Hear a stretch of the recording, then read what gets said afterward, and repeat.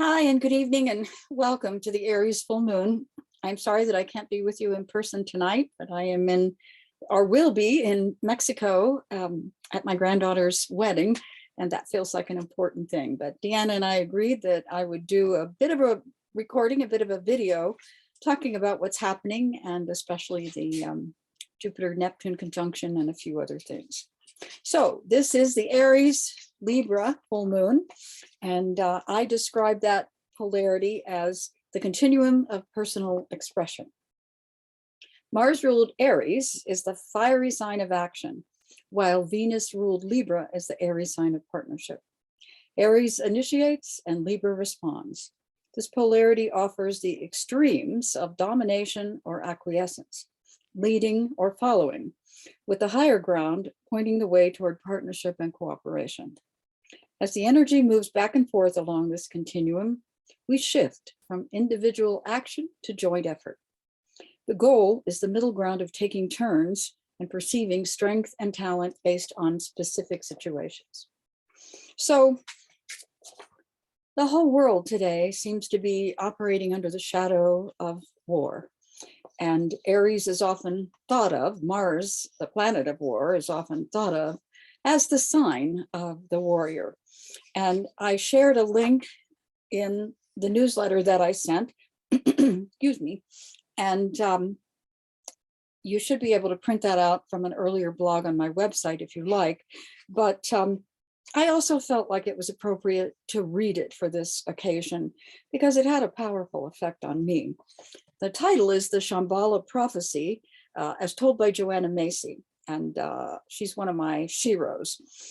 Joanna Rogers Macy is an environmental activist, author, scholar of Buddhism, general systems theory, and deep ecology. She's the author of 8 books. And I share this piece written by her with the greatest of respect. It is said to be a Buddhist prophecy that calls us to war. And I quote, "Coming to us across 12 centuries, the Shambhala prophecy comes from ancient Tibetan Buddhism.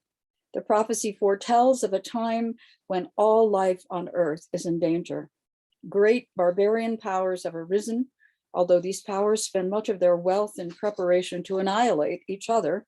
They have much in common.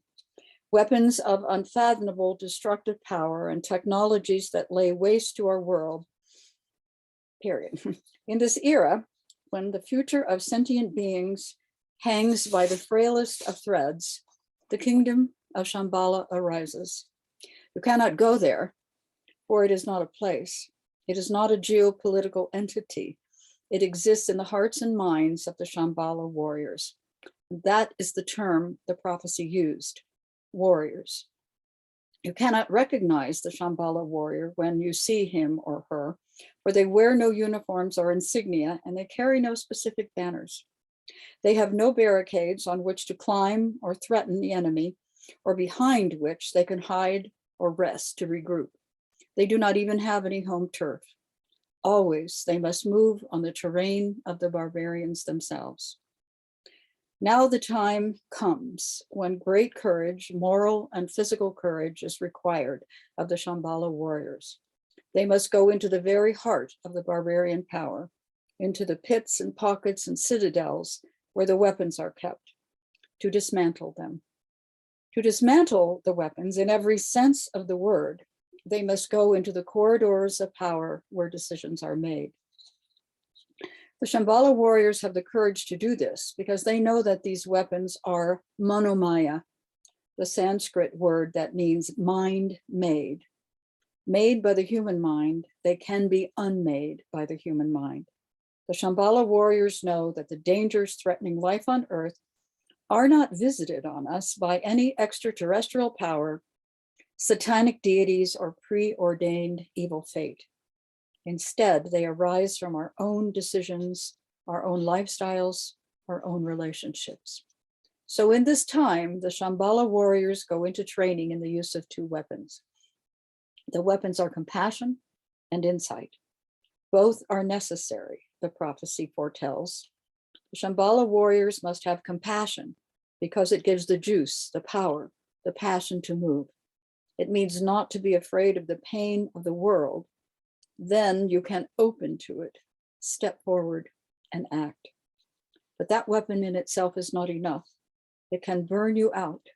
And so you need the other. You need insight into the radical interdependence of all phenomena. With that wisdom, you know that it is not a battle between good guys and bad guys, because the line between good and evil runs through the landscape of every human heart.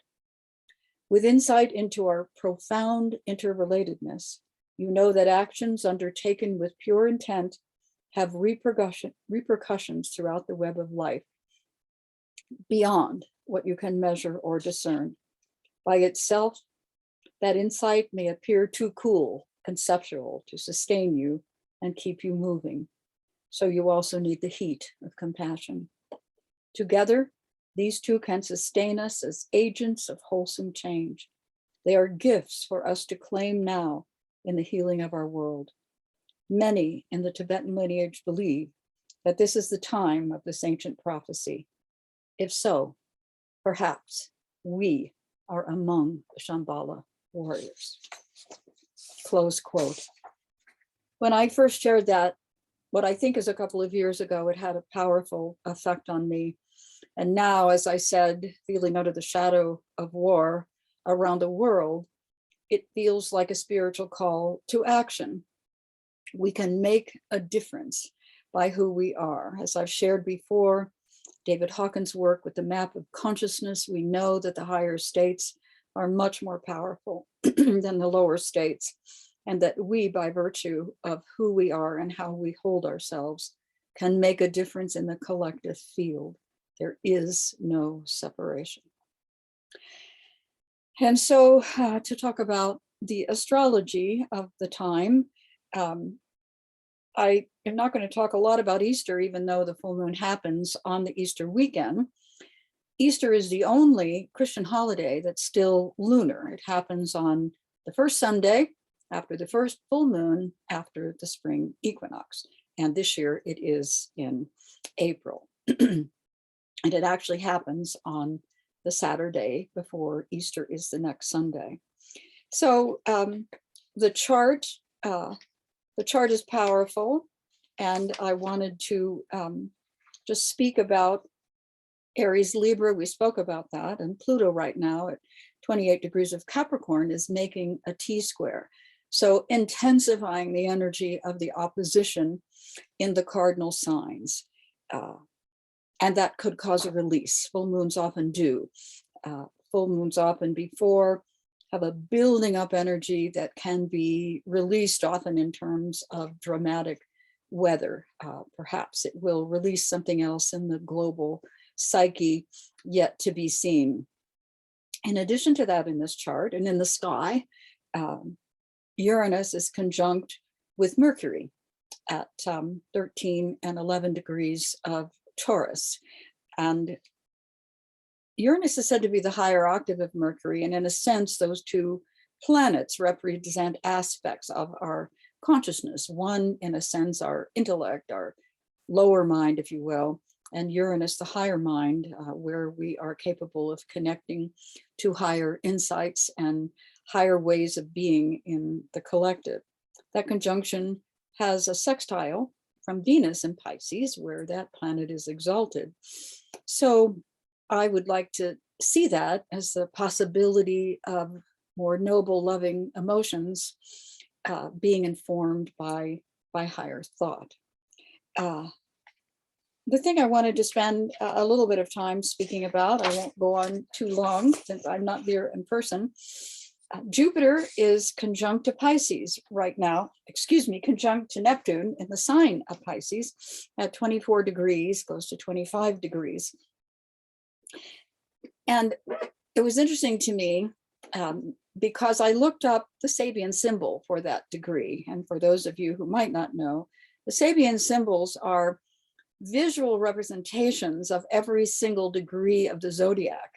And there are a couple of versions, both of which were channeled in a sense, but sometimes they're very powerful. And I thought it was really powerful because the definition, sort of the key expression as it's described for this particular degree, is the power of the soul to intervene in the personal life and to induce necessary catharsis.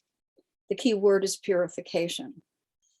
And I thought that's a lovely way to think about this conjunction and to try to view the chaos in the world from the standpoint. Someone posted something once on Facebook that I liked. It said, instead of asking, why is this happening to me? Ask instead, what is this trying to teach me? And it shifts the energy from one of victimhood to a place of power and the ability to act. So in terms of the two energies, the planet Jupiter in astrology is said to represent the principles of expansion, of increase, widening, exaggerating. And so it can be seen as a principle of growth, but also of bloatedness if the growth is not either controlled or managed in a positive way. Neptune is said to be the ruler of the sign of Pisces, and it is said to represent inspiration, meditation, the higher spiritual energies, devotion, spiritual vision. But on its more negative side, it can also be delusion, deception, not seeing things clearly. And in more ancient times, before Neptune was discovered and ultimately seen to be the ruler of Pisces, Jupiter was seen to be the ruler of Pisces. And so these two planets also share that energetic relationship. And I think in the simplest of terms, in the simplest of ways to think about the combination, it's bringing Jupiter's light of heaven. He is seen mythically as a sky god and a god of light, into the realm of Neptune, which is the depths of the ocean. And I believe that the planet Neptune should be seen as a goddess instead of a god. In the myths, all of the ancient goddesses of water and the sea have been feminine, and in historical times, when the patriarchy took over, the goddesses were overtaken and their powers were sort of kidnapped by the gods. And so thinking of the light of heaven, in a sense, shining into the depths of the ocean and revealing what may be there, both in terms of life that dwells there, as well as what can be hidden in the darkness that may need to come to light. This particular combination is also seen as something very positive for mystical moments, a time to meditate, a time to reflect on our own spiritual life. It only happens once this year, and so it's happening during the full moon, which is expanding and making that influence even stronger. And where I will be, as I think I said, in Cancun, looking at the full moon over the ocean and reflecting on that light, that conjunction, and how that might illumine my own life going forward, and what lofty sorts of insights or inspiration I might receive at that time, as well as a benediction that might be cast on all who are there and all of you as well, if you open yourselves to that energy, to that influence. And so the only thing to say further is that conjunction of Jupiter and Neptune will oppose Neptune and Virgo in the US chart.